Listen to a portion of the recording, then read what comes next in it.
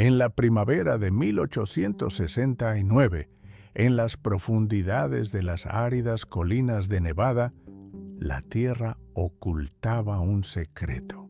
No era una veta de plata ni un filón de oro, sino un tesoro mucho más sombrío, una historia de codicia, fuego y una mentira enterrada a tal profundidad que llegó a confundirse con la verdad.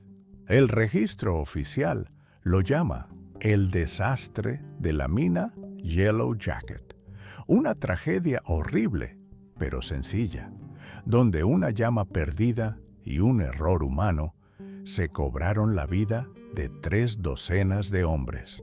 Fue un relato contado en titulares y panegíricos, un triste capítulo en la brutal aritmética de la frontera.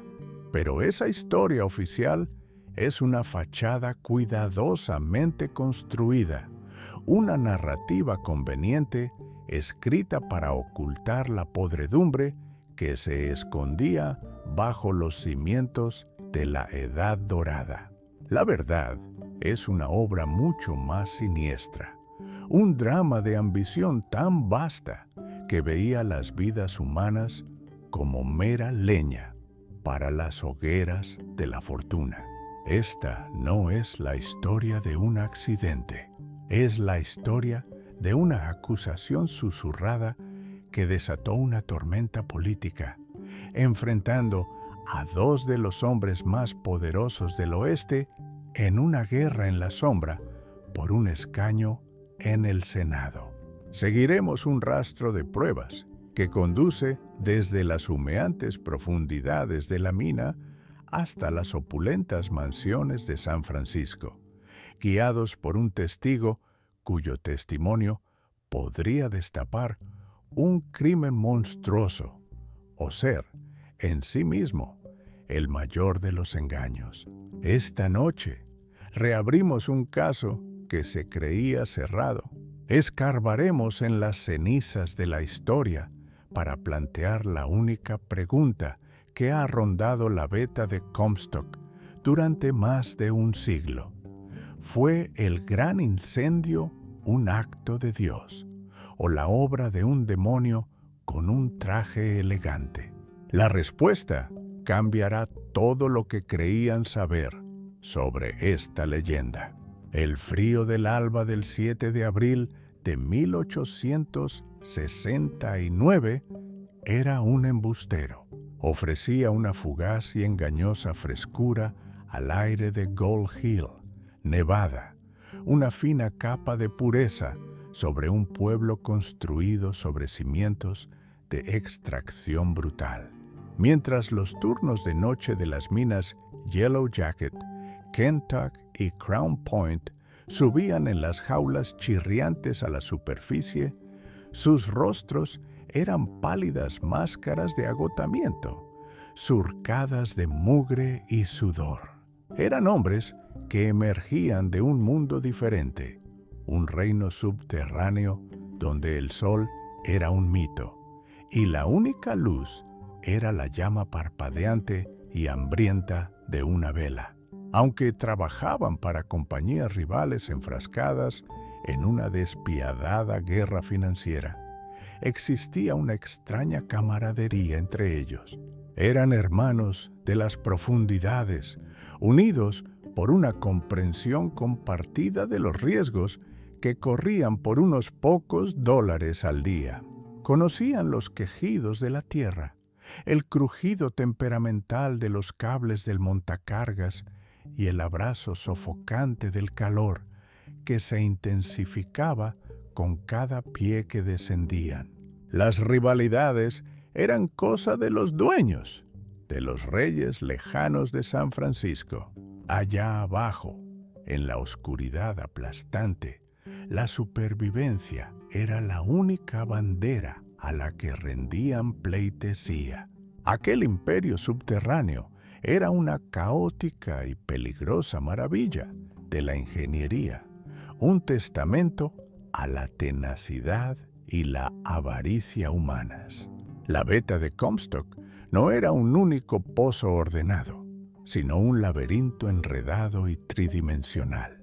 La Yellow Jacket, la Kentuck y la Crown Point eran técnicamente entidades separadas, pero sus túneles se cruzaban y se desangraban unos en otros, formando un único y extenso laberinto a 1000 pies bajo la superficie. Oficialmente, estas conexiones eran para la ventilación, una medida necesaria para combatir las temperaturas infernales que podían superar los 110 grados Fahrenheit, cocinando a los hombres en su propio sudor. Pero la verdad era mucho más complicada. En la incesante búsqueda de plata, las cuadrillas a menudo se abrían paso accidentalmente hasta el territorio de un rival, siguiendo una veta prometedora o simplemente creando una vía para el espionaje. Este diseño poroso e interconectado convertía todo el distrito minero en un único y vulnerable sistema. Un incendio en un túnel podía convertirse en una plaga para todos, con humo y gases letales fluyendo por las arterias compartidas de la veta como veneno en un torrente sanguíneo común. Era una red diseñada para el beneficio, no para la seguridad. Un barril de pólvora esperando una chispa. La presión por producir era implacable, impulsada por hombres que jamás pondrían un pie en las peligrosas galerías que gobernaban. El más agresivo de estos titanes era William Sharon, el principal propietario de la mina Yellow Jacket, y un hombre que personificaba los instintos más depredadores de la Edad Dorada.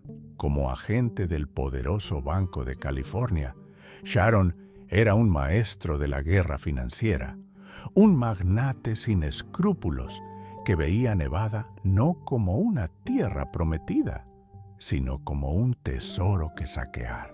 Su filosofía era simple: dominar o ser dominado. Para Sharon y sus contemporáneos, la plata no era solo riqueza, era poder.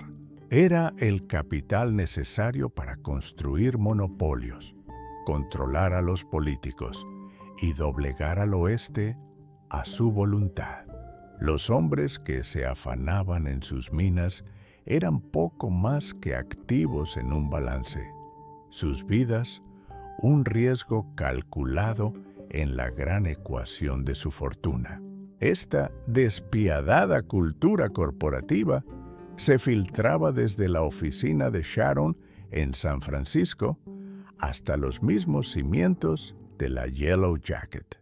Se esperaba que sus gerentes y capataces fueran agresivos, que forzaran los límites y que ganaran a cualquier precio. No se trataba de un conflicto teórico. Las minas ya habían sido un campo de batalla. 5 años antes, en abril de 1864, los hombres de la Yellow Jacket habían librado una guerra subterránea literal contra sus vecinos de la mina Gentry. El incidente, que se conoció como la Guerra de Humo, fue un escalofriante anticipo de la temeridad que impregnaba el distrito. Comenzó cuando los mineros de la Yellow Jacket abrieron deliberadamente una galería hacia el territorio de la Gentry. No solo buscaban plata, buscaban pelea. Prendieron un fuego alimentado con basura y materiales fétidos, creando una columna de humo nocivo que avivaron directamente hacia las galerías de la Gentry, con la esperanza de ahuyentar a la cuadrilla rival como a ratas en una madriguera. Pero los hombres de la Gentry eran igual de duros y astutos. Respondieron sellando su propio pozo por encima de la brecha. Esta jugada brillante aunque maliciosa, funcionó como un tiro de chimenea inverso, forzando el humo denso y acre a regresar por la galería y adentrarse en la mina Yellow Jacket, expulsando a los hombres de Sharon de sus propios túneles, asfixiándose con su propia arma. La guerra de humo se prolongó durante días. Los pasajes subterráneos se convirtieron en tóxicas tierras de nadie, y el hedor de los desperdicios quemados ascendió a la superficie, cubriendo las casas de Gold Hill con una neblina nauseabunda. El conflicto casi se tornó fatal cuando un minero de la Gentry, moviéndose con imprudencia, estuvo a punto de morir asfixiado por los gases. En los salones se hablaba del incidente como una especie de comedia negra, una historia de ingenio y agallas fronterizas. Pero era algo mucho más siniestro. Fue la demostración de que el fuego ya se consideraba una herramienta legítima en el arsenal corporativo. Estableció un precedente para usar el propio sistema de ventilación de la mina como arma. La dirección de la Yellow Jacket había demostrado su disposición a jugar con gases asfixiantes e incendios subterráneos para obtener una ventaja. Habían tratado los túneles laberínticos no como un lugar de trabajo que asegurar, sino como un campo de batalla que ganar. 5 años después, toda la beta de Comstock aprendería las terribles consecuencias de jugar con fuego. Las lecciones de aquella guerra mezquina y cruel no se habían aprendido, simplemente se habían olvidado, sepultadas bajo unos cuantos años más de plata y codicia, esperando una nueva llama que recordara a todos el infierno que yacía justo bajo sus pies. Nadie pudo decir nunca con certeza cómo empezó el fuego. En la versión oficial de los hechos, el relato se decantó por una explicación simple y mundana: un error humano. La teoría predominante dibujaba la imagen de un único minero descuidado del turno de noche de la Yellow Jacket. Un hombre que, cansado tras una larga jornada, dejó una vela encendida sobre un soporte de madera a 800 pies bajo la superficie. Una llama solitaria, olvidada en la oscuridad aplastante, que lenta y metódicamente comenzó a devorar los secos y resinosos maderos de pino que formaban el esqueleto entre la Yellow Jacket y la vecina mina Kentuck. Era una historia plausible, un cuento de negligencia trágica, fácil de aceptar. Sin embargo, incluso en los momentos inmediatamente posteriores, unas pocas voces disidentes clamaron que había sido provocado. Fue un susurro oscuro entonces, la semilla de una sospecha que permanecería latente durante años antes de florecer en una tormenta política. Por ahora era solo un incendio, pero uno con una inteligencia paciente y malévola. Durante horas no rugió, ardió sin llama. Se arrastró por los pasadizos laberínticos, un depredador silencioso que exhalaba una nube mortal e invisible de monóxido de carbono, creando una vasta reserva de gas asfixiante que se asentó en las partes más bajas y profundas de las minas conectadas. A la espera, a las 7 de la mañana, el sistema destinado a dar vida a los mineros se convirtió en el instrumento de su perdición.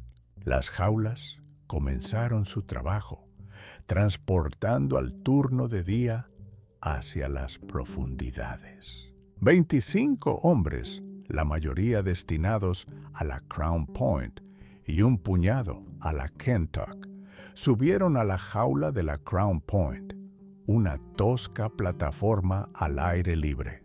Descendieron con pericia, aferrándose a la barra transversal central, sus cuerpos tensos por el conocimiento inconsciente de que un solo gesto descuidado, un brazo extendido de más, podría resultar en una amputación contra las vigas ajustadas del pozo.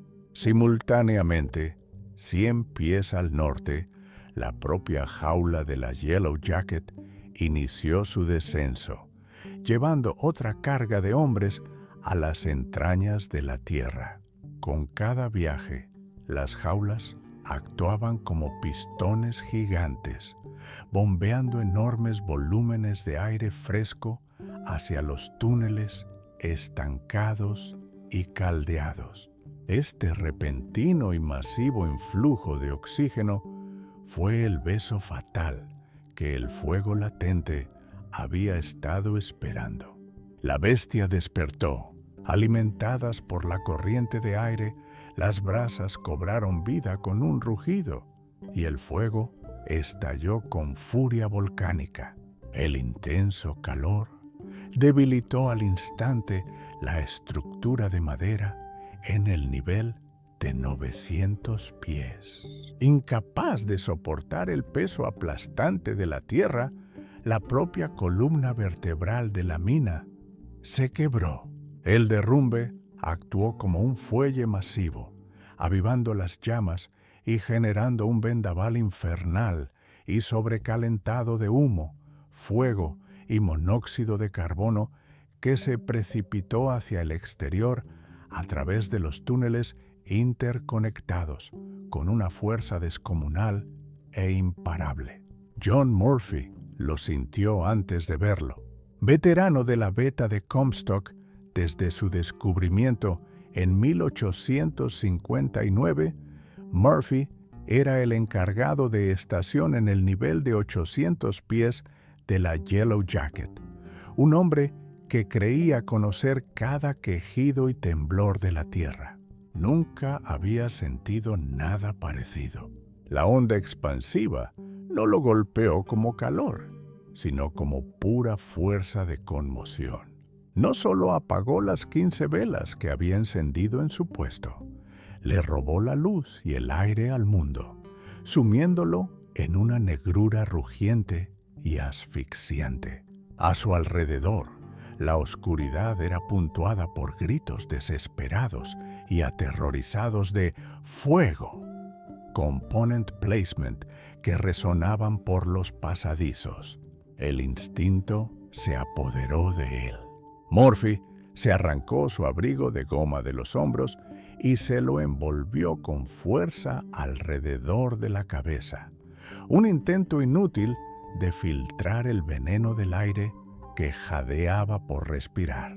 Estaba a punto de perder el conocimiento, con los pulmones en llamas, cuando unas manos lo agarraron y lo metieron en una jaula. En el caos desorientador, reconoció a George F. Kellogg, el capataz de la Crown Point, y a Isaac S. Hubble, el propio capataz subterráneo de la Yellow Jacket. Estaban escapando del mismísimo corazón del desastre. Mientras la jaula iniciaba su frenético ascenso, una voz llegó desde el abismo negro, 100 pies por debajo de él. Era el lamento débil y suplicante de un minero llamado Jack Hogan. «¡Murphy!», llamó la voz, delgada y frágil contra el estruendo. «¿De dónde sale todo este humo? Mándame una jaula. Me estoy muriendo asfixiado». Pero los hombres de la jaula estaban desesperados. Su propia supervivencia era un grito primario que los ensordecía a todo lo demás. Hicieron la señal para que los subieran, para alejarlos de la oscuridad que los atrapaba. La jaula se disparó hacia arriba. Años más tarde, testificando con el corazón apesadumbrado, Murphy recordaría el momento con una finalidad escalofriante. Esas, dijo, fueron las últimas palabras que oí de él. La onda expansiva que arrasó la Yellow Jacket no entendía de límites corporativos. Irrumpió en la mina Kentuck con idéntica e indiscriminada furia. En el nivel de 800 pies, 2 mineros de la Kentuck B.F., Rogers y Martin Clooney, fueron engullidos al instante por el vendaval nocivo. Sus velas se extinguieron de un soplo, sumergiéndolos en una oscuridad asfixiante y ciega, absoluta y al mismo tiempo llena de un rugido aterrador. A tientas se abrieron paso a través del humo sofocante, con la única brújula de una esperanza desesperada por alcanzar el pozo de la Crown Point, una posible puerta a la vida. Rogers era un hombre forjado en una escuela de supervivencia anterior e igualmente brutal. Se había curtido como uno de los 49ers 2 décadas atrás, y un instinto primario de conservación guió sus manos y sus pies. De algún modo, logró navegar el laberinto negro y llegar al pozo de la Crown Point, donde fue subido a una jaula y puesto a salvo. Clooney, apenas unos pies detrás de él, no tuvo tanta suerte. Tropezó, quedó rezagado y fue consumido por el aire envenenado. Pereció solo en la oscuridad, un nombre más añadido al sombrío libro de cuentas de la mina. Por terribles que fueran estos dramas individuales, no eran más que el preludio de la sinfonía de caos que se estaba desatando en la Crown Point. Aquí, la tragedia alcanzó su crescendo más pesadillesco. La segunda jaula del turno de día acababa de pasar el nivel de 700 pies en su descenso, habiendo ya depositado hombres en varias estaciones por el camino. Caían directamente en una trampa que no podían ver. Cuando el torrente de gas sobrecalentado y humo los golpeó, fue como un impacto físico. En el nivel de 800 pies, la jaula emergió en una escena sacada de la visión infernal de un demente. La estación estaba llena de sus compañeros mineros, tambaleándose, boqueando, con los pulmones en llamas y los ojos llorosos en la sofocante oscuridad. Entre ellos estaban los hermanos Bickle, James, George y Richard, 3 jóvenes y fuertes hombres de Yorkshire, Inglaterra, cuyos sueños de una nueva vida en América se disolvían ahora en una nube tóxica. Ellos y los otros hombres que se ahogaban vieron en la jaula su única salvación y se abalanzaron hacia ella. Se produjo una estampida frenética y desesperada, pero una horrible revelación no tardó en imponerse. La jaula era demasiado pequeña, no cabían todos. En ese instante de puro pánico animal, alguien tiró de la campana de señales. La jaula fue izada rápidamente, una lotería de salvación que dejaba atrás a los condenados, sus rostros desesperados desvaneciéndose en la negrura impenetrable de abajo. El viaje de 30 segundos a la superficie debió de parecer una eternidad. La jaula irrumpió por la boca del pozo en una erupción de humo negro y denso, arrojando su carga humana al pandemonio que había estallado en el exterior. De los hombres que habían logrado subir a trompicones, solo uno, George Bickle, aún respiraba, e incluso él estaba inconsciente. Pero en su inconsciencia, su cuerpo se aferraba a un último y profundo acto de amor fraterno. Sujetaba con un agarre de hierro el cuerpo de su hermano mayor, Richard. El ascenso había cobrado un precio terrible. En el caos del viaje, Richard se había desplomado contra el borde de la jaula. El rápido ascenso contra las toscas vigas del pozo le había infligido una herida inimaginable. Su cabeza había sido cercenada a la altura de la mandíbula y su brazo izquierdo pendía casi seccionado del cuerpo. El agarre desesperado de George era lo único que había evitado que el cuerpo destrozado de su hermano se desintegrara por completo y se perdiera en el abismo.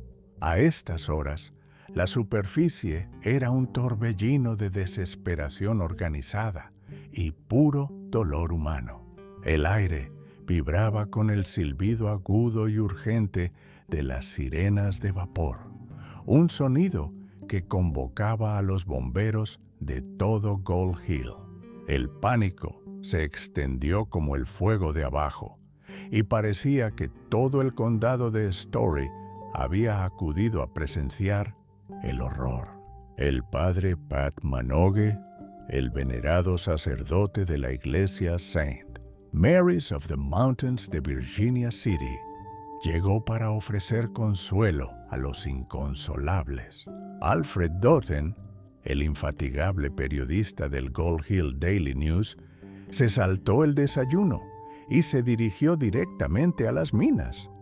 Su instinto periodístico le decía que esta era una historia que marcaría a fuego el alma de la Comstock. Y entonces llegaron las familias, corrieron a la escena, sus rostros grabados con un terror que trascendía las palabras. Entre ellas estaba la antigua Ann Hall, casada con el minero de la Kentuck, Anthony Toy, hacía solo 20 días. Buscaba a su marido, con una pregunta desesperada en los ojos.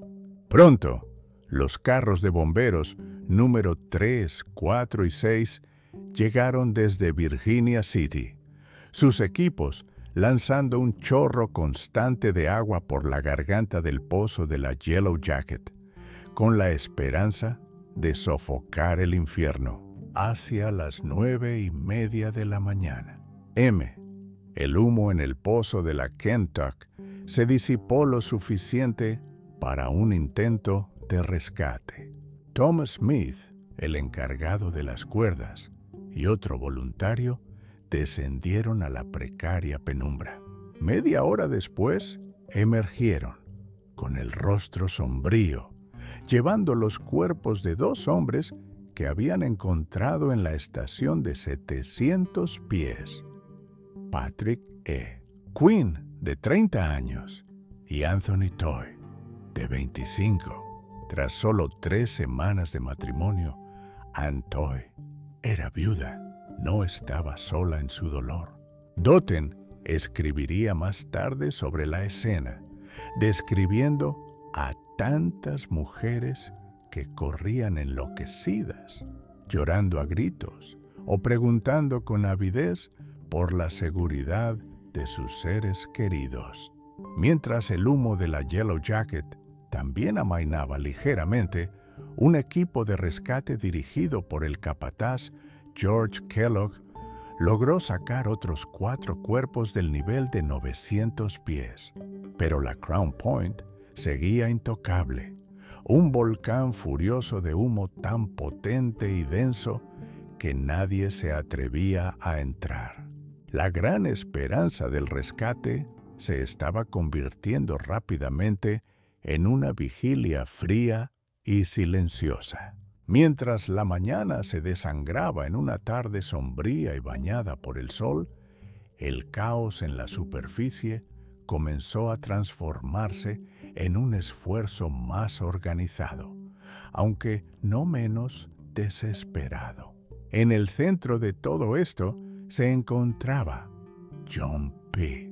Jones, el superintendente de las minas Crown Point y Kentuck. Un hombre de energía y ambición formidables, Jones había sido sheriff del condado de Trinity, en California, un cargo que había forjado su instinto de mando en momentos de crisis.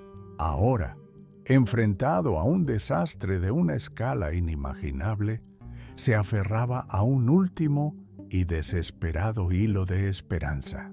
Creía, o quizás necesitaba creer, que algunos de sus hombres podrían seguir con vida, atrapados en los niveles inferiores de la Crown Point, acurrucados en una bolsa de aire respirable, esperando el rescate. Hacia el mediodía, ideó un último intento para comunicarse con los posibles supervivientes. Era un plan simple y conmovedor. Sus hombres tomaron una jaula vacía y le fijaron un farol encendido, una caja de velas nuevas y una lámina de cartón en la que Jones había garabateado un mensaje, una súplica arrojada al abismo. Estamos a punto de sofocar el fuego. Es una muerte segura intentar subir desde donde estáis. Os sacaremos pronto. El gas en el pozo es terrible y produce una muerte segura y rápida. Escribidnos una palabra y enviadla en la jaula, para que sepamos dónde estáis. El operario del montacargas, con las manos firmes, a pesar de la tensión palpable en el aire, bajó la jaula con su preciosa y frágil carga de esperanza. Descendió a la oscuridad llena de humo del pozo de la Crown Point hasta el nivel de 1000 pies, donde se sabía que había estado trabajando un número considerable de mineros. En la superficie, un pesado silencio cayó sobre la multitud. Los hombres permanecían con el sombrero en la mano, las mujeres apretando sus chales contra el rostro, con los ojos fijos en el cable del montacargas, mientras se desenrollaba, desapareciendo en la tierra. Los minutos que siguieron fueron una agonía, cada segundo tenso por una mezcla de pavor y plegaria. Entonces se dio la señal, y el montacargas comenzó su trabajo a la inversa, recogiendo la jaula desde las profundidades. Cuando emergió de la boca del pozo, un jadeo colectivo recorrió a la multitud. El farol, su faro de esperanza, ya no estaba encendido. Había sido extinguido por el ambiente tóxico y sin aire de abajo. La caja de velas estaba intacta. La nota no había sido respondida. El regreso de la jaula, vacía y silenciosa, fue un mensaje más poderoso de lo que cualquier palabra podría transmitir. Era el certificado de defunción para cada hombre que seguía desaparecido en la Crown Point. El silencio de la jaula confirmó sus peores temores. Ya no quedaba nadie a quien salvar. En ese momento comenzó la sombría tarea del recuento. Los capataces pasaron lista, sus voces pesadas mientras leían los nombres de los hombres que habían descendido esa mañana. Las cifras eran sobrecogedoras. Se confirmó la desaparición de un hombre de la Yellow Jacket, 4 de la Kentuck y unos catastróficos 23 de la Crown Point. Sumados a los 6 cuerpos que ya se habían recuperado, el número de víctimas ascendía a la horrible cifra de 34. La beta de Comstock, un lugar acostumbrado a las dificultades y a las tragedias repentinas, nunca había experimentado una pérdida de esta magnitud. La noticia recorrió la comunidad como una onda expansiva de dolor que silenció los salones y llenó las iglesias. Alfred Doughton, el cronista de los triunfos y tragedias de Gold Hill, capturó el ánimo de profunda desesperación en su periódico. Esta es, con mucho, la calamidad más espantosa, terrible y fatal que jamás haya ocurrido en las minas de la veta de Comstock, editorializó. Y no solo cae como nubes negras de terror sobre toda la comunidad, sino que lleva una profunda pena y angustia a muchísimos hogares. La tierra, sin embargo, no había terminado de reclamar lo suyo. Al día siguiente, George Bickle, el único superviviente de la desesperada estampida en el nivel de 800 pies, el hombre que había sostenido el cuerpo destrozado de su hermano en un último abrazo, sucumbió a sus heridas.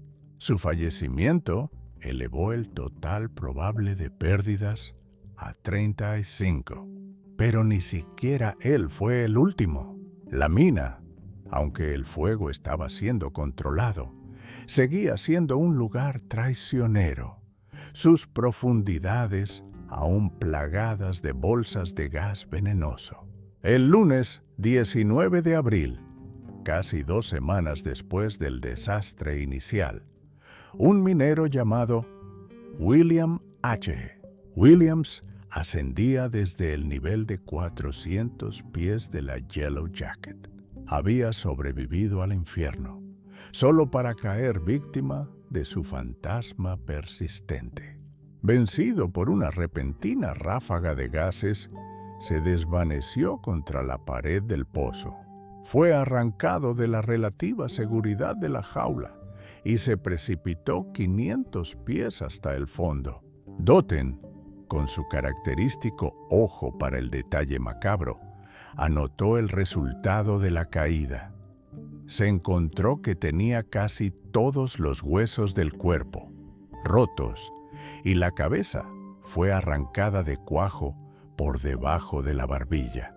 Semanas más tarde, cuando los fuegos se extinguieron por fin y se celebraron los últimos y sombríos funerales, los mineros supervivientes de Gold Hill volvieron al trabajo, con sus filas mermadas y el recuerdo del fuego grabado a fuego en sus mentes.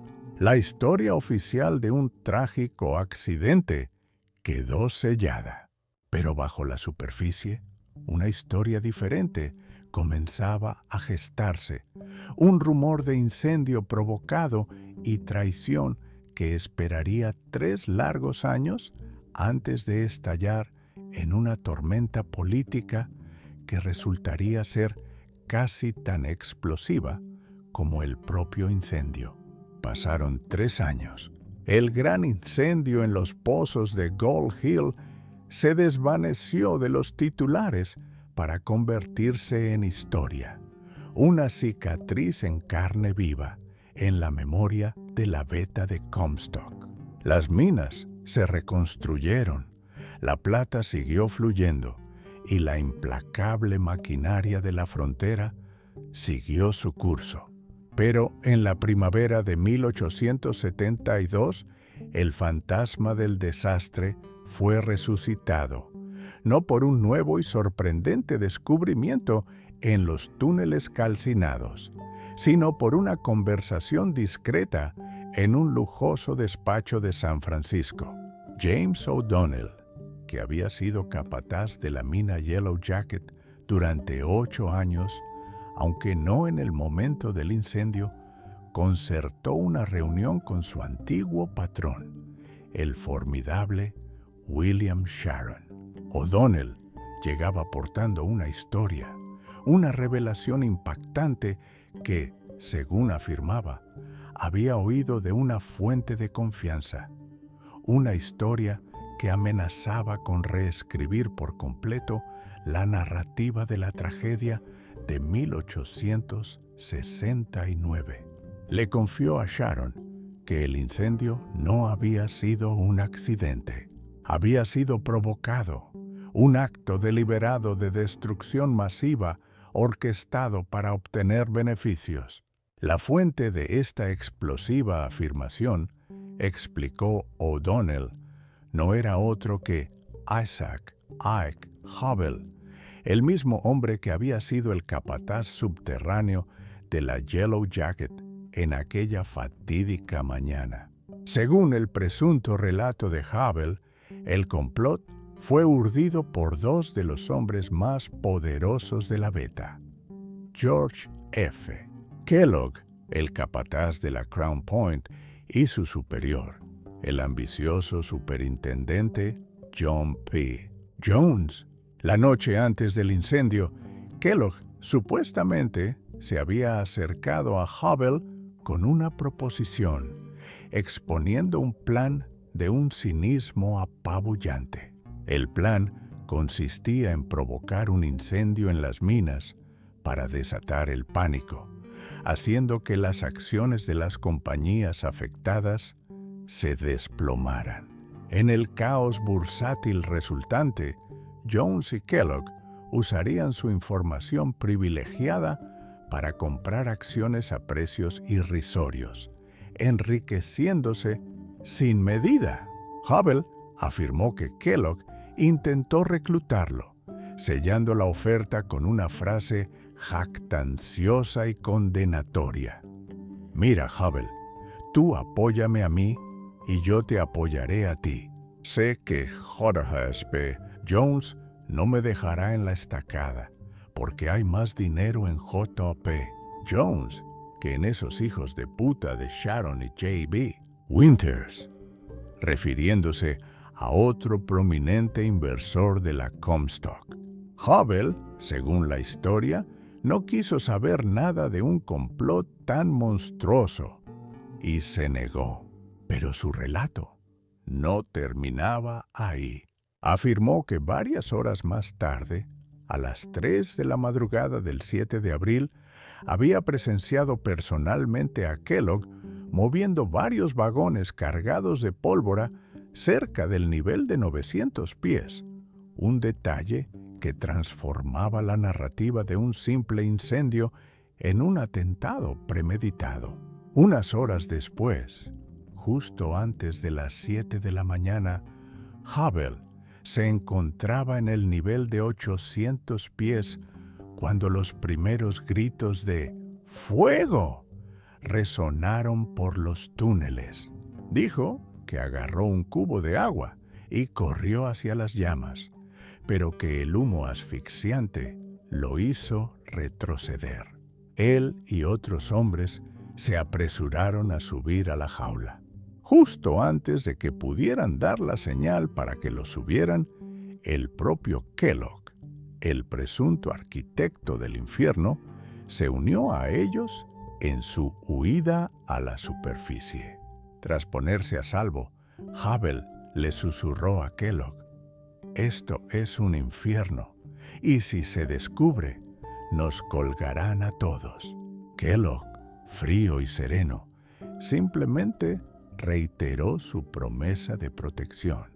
Luego anunció en voz alta para que todos lo oyeran: «Han subido todos, no queda nadie ahí abajo». Una mentira flagrante, ya que docenas seguían atrapados. Al día siguiente, Kellogg supuestamente acorraló a Hubble, amenazando con silenciarlo permanentemente si alguna vez decía una palabra de lo que sabía. Hubble, temiendo por su vida, prometió guardar el secreto.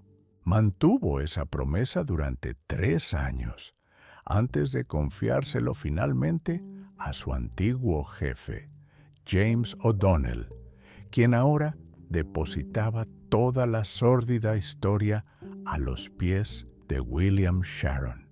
La mecha, encendida 3 años antes, había llegado por fin al barril de pólvora.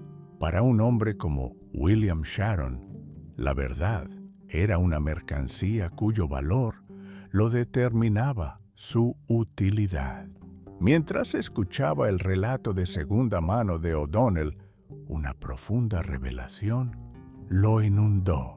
Más tarde afirmaría que fue en ese momento cuando la historia brilló en su mente como innegablemente cierta. Pero es más probable que Sharon reconociera la utilidad de la historia antes incluso de considerar su veracidad. El relato de una conspiración asesina no era solo una explicación plausible para el incendio, era un arma perfectamente diseñada. Y su objetivo era John P. Jones. En ese preciso instante, Jones, cuya reputación se había visto realzada por su sereno liderazgo durante el desastre, era el principal rival de Sharon por uno de los codiciados escaños de Nevada en el Senado de los Estados Unidos. Esta acusación no era simplemente una cuestión de justicia tardía para 3 docenas de mineros fallecidos. Era una herramienta política, una palanca con la que Sharon podría abrir la imagen pública cuidadosamente construida de Jones y exponerlo como un monstruo, despejando su propio camino hacia Washington. La historia no tenía por qué ser cierta, solo tenía que ser creída. Sharon actuó con la precisión rápida y decisiva de un maestro estratega. Dio instrucciones a O'Donnell para que encontrara a Ike Hubble y lo llevara a San Francisco. La misión no fue difícil. Hubble ya no era minero. Su carrera, al parecer, había ido cuesta abajo desde el incendio. Ahora trabajaba como guardia en la prisión estatal de Nevada en Carson City, un hombre pagado para vigilar a otros atrapados por sus propias fechorías. Una posición cargada de ironía para un hombre que afirmaba ser prisionero de su propio y terrible secreto. O'Donnell tomó un tren a Carson, encontró a su hombre y le hizo la oferta. El 29 de abril de 1872, Hubble llegó en el tren del mediodía a San Francisco, una figura de poca monta entrando en un escenario muy grande. Se registró en la habitación 330 del opulento Hotel Occidental, un mundo alejado del polvo y la rudeza de un patio de prisión en Nevada. La tarde siguiente, después de cenar, regresó a su habitación y encontró a William Sharon esperándolo en la sala de estar. Pero Sharon no estaba solo. Con él había otro hombre, una figura cuya presencia cambió inmediatamente el tono de la reunión, pasando de una simple conversación a un interrogatorio formal. «Este es mi amigo y secretario particular», dijo Sharon, señalando al hombre silencioso y observador. «Cualquier cosa que usted diga o acuerde con él será lo mismo que si lo hiciera conmigo». Aquel hombre no tenía aspecto de secretario. Tenía la mirada dura y evaluadora de un policía, una quietud que hablaba de autoridad y una profunda familiaridad con las corrientes más oscuras de la naturaleza humana. Era, de hecho, el capitán Isaiah W. Lees, el jefe de detectives del Departamento de Policía de San Francisco. Sharon había escalado la situación de forma brillante, envolviendo su maniobra política en la autoridad cuasi oficial de la ley. Mientras Liz sacaba una libreta y comenzaba a escribir, Sharon escuchaba con suma atención cómo Hubble desgranaba su historia. Relató toda la presunta conspiración, la proposición nocturna de Kellogg, el movimiento secreto de Pólvora, la frenética huida del infierno y las amenazas posteriores que lo habían mantenido en silencio durante 3 largos años. Pintó un vívido retrato de Jones como un manipulador despiadado, un hombre dispuesto a sacrificar docenas de vidas por una fortuna rápida en el mercado de valores. Cuando Hubble terminó su historia, el aire de la habitación 330 estaba cargado con el peso de sus acusaciones. Las palabras que había pronunciado bastaban para llevar a Jones y a Kellogg a la horca. Les lo tenía todo meticulosamente documentado. La trampa estaba tendida. Solo faltaba que Hubble firmara la declaración, transformando su relato de un rumor sensacionalista en una declaración jurada, un documento legal que podría iniciar arrestos y arruinar carreras. Pero en este momento crucial, Hubble se echó atrás.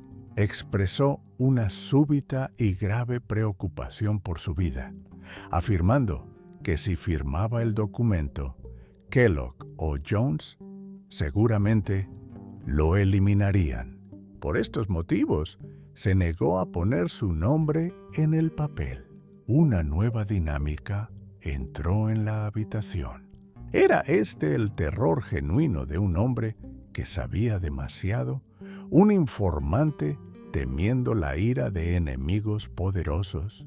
¿O era la jugada inicial de un estafador, una actuación calculada para aumentar su propio valor? La declaración sin firmar yacía sobre la mesa entre ellos, el testamento de una verdad que, de repente, estaba en venta. La declaración sin firmar yacía sobre la mesa de la habitación 330, un trozo de papel inerte que se había convertido en el epicentro de una silenciosa guerra psicológica. La actuación de Ike Hubble fue una pieza magistral de teatro fronterizo, una danza cuidadosamente calibrada de miedo fingido y avaricia desnuda. En el capitán Liz, sin embargo, tenía un público perspicaz. El detective era un experto en el engaño e inmediatamente reconoció las notas falsas en las temerosas declaraciones de Hubble. No era el terror trémulo de un hombre marcado para morir. Era la postura calculada de un hombre posicionándose para recibir un pago. El aire de la habitación se cargó con el lenguaje no hablado de la estafa. Sharon, siempre pragmático, vio cómo su arma legal perfectamente elaborada quedaba temporalmente inutilizada. Sin embargo, no se desanimó. Su mente ya calculaba nuevos ángulos, nuevas formas de presión. El juego simplemente se había vuelto más complejo. Hubble ya no era solo un testigo, era un activo volátil que debía ser manejado. Un hombre que creía tener la mano ganadora contra 2 de los jugadores más poderosos del oeste. Hubble, sintiendo la oleada de poder que embarga a un hombre que cree tener a los reyes acorralados, no se retiró a las sombras. En lugar de eso, comenzó a maniobrar, jugando un juego peligroso y taimado.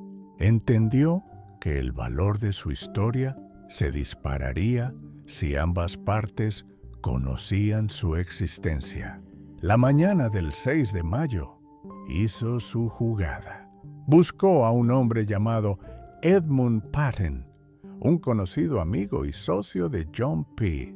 Jones En un momento de aparente indiscreción cuidadosamente escenificado, Hubble soltó su secreto, informando a Patton de que estaba a punto de firmar una declaración jurada que implicaría a Jones en el incendio de la Yellow Jacket.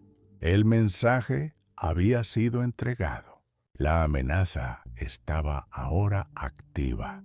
Hubble había iniciado efectivamente una subasta silenciosa por su testimonio, o, más exactamente, por su silencio, pero había juzgado fundamentalmente mal a su objetivo. John P. Jones no había llegado a la cima de la beta de Comstock dejándose intimidar fácilmente. Habiendo tomado el control de la Crown Point y comprado la mina Savage, tras encontrar una rica veta de plata en 1870, Jones era un hombre acostumbrado al enjambre constante de estafadores, charlatanes y conspiradores que atraía la riqueza. Cuando le llegaron noticias de la historia de Hubble, no picó el anzuelo. Vio la jugada por lo que era, una extorsión barata, y se negó a dignificarla con una respuesta. Agotando sus opciones, Hubble accedió a una reunión más con los representantes de Sharon. Esta vez, el escenario fue el formal despacho con paneles de madera del abogado Joseph P. Oge, un lugar elegido para conferir a los procedimientos un aire de gravedad legal. La declaración transcrita de Hubble, ahora redactada como una declaración jurada formal, le fue presentada una vez más. Pero cuando se le pidió que firmara, volvió a negarse, insistiendo en sus temores por su vida. La actuación, sin embargo, se estaba desgastando. Empezó a insinuar que debía ser compensado por sus molestias, por el riesgo que corría, por el inmenso valor de la información que poseía. La máscara se había deslizado. Fue en ese momento cuando la paciencia profesional del capitán Lees finalmente se quebró. Por su lenguaje, vi en un minuto que estaba hablando de dinero. Recordaría Lees más tarde con palpable disgusto. Y yo no me prestaría a ningún acuerdo de ese tipo. El detective, un hombre de ley, confrontó a Hubble directamente, hablándole en tonos severos que acabaron con la extorsión apenas velada. Para Lees, todo el asunto estaba ahora contaminado. La búsqueda de justicia había degenerado en una negociación sórdida. Sin una declaración jurada, la policía no podía actuar contra Jones y Kellogg, y para entonces, Lees albergaba serias dudas sobre toda aquella historia miserable. Sharon, sin embargo, era de otra calaña. Si todavía creía genuinamente el relato de Hubble, o si simplemente se había involucrado demasiado en su potencial como para dejarlo ir, es materia de especulación. Vio un arma y estaba decidido a usarla. Si no podía conseguir una acusación formal, buscaría una condena en el tribunal de la opinión pública. El tiempo de las maniobras discretas había terminado. El plan de usar a Hubble como una daga legal había fracasado. Ahora era el momento de usarlo como una bomba. El 8 de mayo, la historia se filtró al San Francisco Chronicle. El periódico, reconociendo la naturaleza sensacionalista de la acusación, la publicó. Las afirmaciones de Hubble sobre una conspiración asesina, de incendio provocado y manipulación del mercado de valores orquestada por un candidato al Senado de los Estados Unidos, resultaron tan incendiarias que el periódico se agotó casi al instante, obligando a la imprenta a sacar ediciones extra para satisfacer la demanda. Como un reguero de pólvora, la noticia se extendió, llevada por los cables del telégrafo y los periódicos en los trenes, corriendo hacia Gold Hill y Virginia City. Sharon había detonado su carga. Creía que la revelación sería recibida con justa indignación, que el público se volvería contra Jones con furia. Acertó en que habría indignación, pero se equivocó de lleno sobre a quién iría dirigida. La noticia de la acusación golpeó la veta de Comstock no como una revelación, sino como un insulto. William Sharon, desde su lejano pedestal en San Francisco, había leído fundamentalmente mal la psicología de los hombres que vivían y trabajaban en la veta. Esperaba que vieran a John P. Jones como un monstruo y a Ike Hubble como un valiente informante. En cambio, vieron a un forastero adinerado intentando manipular sus lealtades y manchar el nombre de un hombre que consideraban uno de los suyos. Los mineros del condado de Story eran un grupo ferozmente independiente y cínico. Tenían una desconfianza profundamente arraigada hacia los grandes señores de San Francisco, los magnates sin escrúpulos que controlaban sus vidas desde la distancia. No veían a Jones como un hombre perfecto, sino como una historia de éxito local, un superintendente que, con todos sus defectos, entendía las minas y a los hombres que trabajaban en ellas. Hubble, por otro lado, era un tipo conocido, un hombre de dudosa reputación, un trotamundos, y ahora, a sus ojos, un peón en el juego de un hombre rico. La indignación que Sharon había esperado sí se materializó, pero su objetivo no fue John P. Jones. Apuntaba directamente hacia él. En lugar de colgar efigies de Jones y Kellogg, los residentes de la Comstock concluyeron, casi por unanimidad, que Hubble se había inventado toda la historia. Además, acusaron a Sharon de ser el verdadero arquitecto de la calumnia, de haber pagado a Hubble para empañar la reputación de Jones con fines políticos. La reacción fue rápida y despiadada. Más tarde, ese mismo día, el Territorial Enterprise de Virginia City, el periódico más influyente de Nevada, lanzó una andanada fulminante que capturó el sentir de toda la comunidad. Consciente de que el señor Jones es favorecido en sus aspiraciones políticas por la mayoría de los mineros de Story, el señor Sharon, es evidente para todos aquí, ha recurrido a este medio atroz, tronaba el editorial. La malevolencia nunca ha sugerido un medio de venganza más monstruoso, ni el odio ha golpeado jamás con colmillos tan envenenados.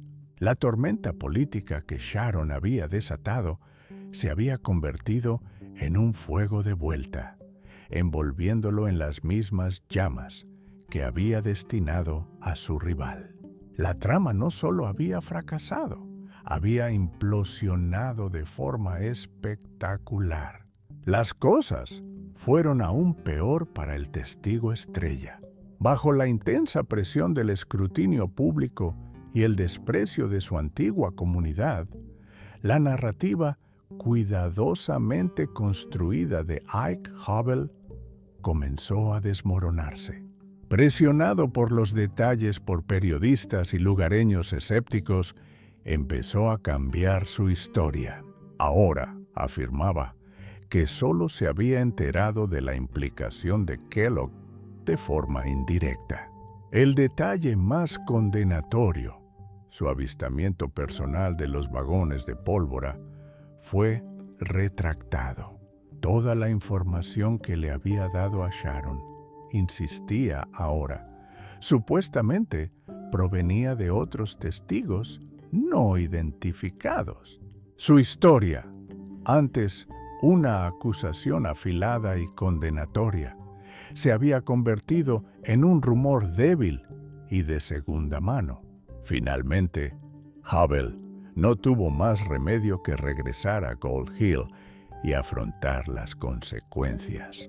El 9 de agosto se reunió un gran jurado para volver a examinar los pormenores del incendio de la Yellow Jacket, ostensiblemente para investigar las denuncias de incendio provocado.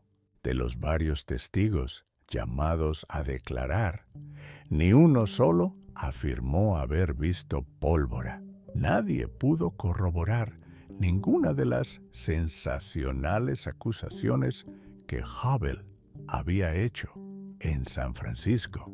Para entonces, un rumor nuevo y mucho más plausible corría por los salones de Gold Hill.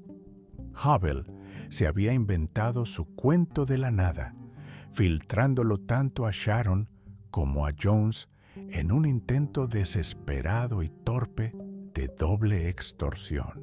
Esperaba que Sharon le pagara por firmar la declaración o que Jones le pagara por no hacerlo. Al final, no consiguió nada. El gran jurado concluyó que no existían pruebas creíbles que sugirieran un incendio provocado en la mina Yellow Jacket, un veredicto que sirvió para arrastrar aún más el nombre de Hubble por el fango. El último e ignominioso clavo en el ataúd de la reputación de Hubble lo pusieron los mismos hombres con los que una vez trabajó codo con codo. El 10 de agosto, Alfred Doughton señaló en el Gold Hill Daily News que Ike Hubble había sido formalmente expulsado del sindicato de mineros de Gold Hill por votación unánime. Era el rechazo definitivo. Para Doughton, al menos, Hubble ya había sufrido bastante. Ha sido acosado y atormentado a lo largo de este asunto lo suficiente como para volver loco a un hombre más cuerdo que él, escribió el periodista, con un tono de cansada compasión. No tiene ningún deseo de hacer más declaraciones, ni de crear más informes sensacionalistas. Dejad en paz a Ike Hubble, el hombre que por un breve momento tuvo en sus manos la reputación de dos titanes, era ahora un paria, una moraleja susurrada en los rincones polvorientos del oeste. Sus 15 minutos de infamia habían terminado. Un hombre que no podía simplemente dejar en paz a Ike Hubble era William Sharon. Todo el asunto había sido un humillante fracaso público, un asesinato político magistralmente planeado, que había salido por la culata de la forma más espectacular. Sin embargo, en la extraña y a menudo perversa aritmética del poder, el escándalo acabó beneficiando a ambos antagonistas. John P. Jones, lejos de verse perjudicado por las acusaciones, salió del asunto con su reputación reforzada. Fue visto como la víctima de una maliciosa campaña de difamación, un hombre íntegro que había resistido los ataques infundados de un rival desesperado. Su imagen de héroe local, injustamente atacado por un millonario de San Francisco desconectado de la realidad, caló hondo entre los votantes de Nevada. El 4 de marzo de 1873, Impulsado por esta ola de apoyo público, John P. Jones asumió el cargo como el siguiente senador de los Estados Unidos por Nevada. Su victoria, un reproche final y aplastante a la fallida jugada de Sharon. Pero William Sharon no era hombre que se dejara disuadir por una sola derrota. Era una criatura de inmensa riqueza y ambición implacable. Y en la Edad Dorada, tales cualidades a menudo trascendían la opinión pública e incluso la deshonra. Soportó la tormenta de críticas. Se defendió con éxito de las persistentes acusaciones de que había orquestado todo el complot y simplemente esperó su siguiente oportunidad. 2 años más tarde, los vientos políticos cambiaron. Usando su vasta fortuna y sus poderosas conexiones, Sharon montó su propia campaña. El escándalo era noticia vieja, una nota a pie de página olvidada en el vertiginoso drama del oeste. En 1875 fue elegido para el otro escaño de Nevada en el Senado.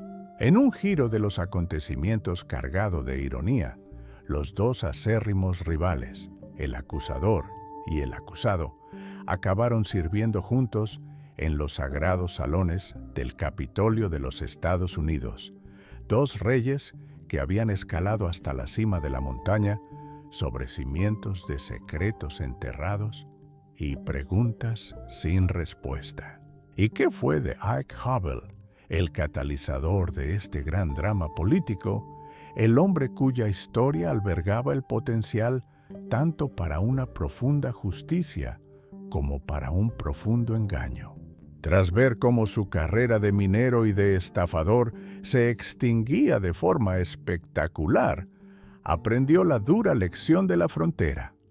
Cuando juegas con titanes, eres tú quien acaba aplastado. Se desvaneció de los registros públicos, un hombre cuyo nombre era ahora sinónimo de mentiras y oportunismo. Se mantuvo alejado de los titulares. Su momento de infamia le había asegurado una vida de anonimato. El gran incendio de la mina Yellow Jacket, que había comenzado con una llama misteriosa y una acusación susurrada, no terminó con un veredicto, sino con puntos suspensivos. La verdad de lo que ocurrió aquella mañana de abril de 1869 permanece sepultada, sellada en la tierra calcinada de la veta de Comstock, junto a los cuerpos de 3 docenas de hombres. Fue un trágico accidente, resultado de una sola vela olvidada, o fue algo mucho más siniestro, un crimen monstruoso concebido en nombre del beneficio y el poder, un secreto que finalmente fue protegido por una extorsión fallida y las cínicas ambiciones de hombres poderosos. Puede que nunca lo sepamos con certeza. Los fantasmas de la mina Yellow Jacket guardan silencio, dejándonos únicamente con el hecho frío y duro de que en el salvaje oeste la justicia era a menudo una mercancía más, y los secretos más valiosos eran aquellos que nunca se contaban.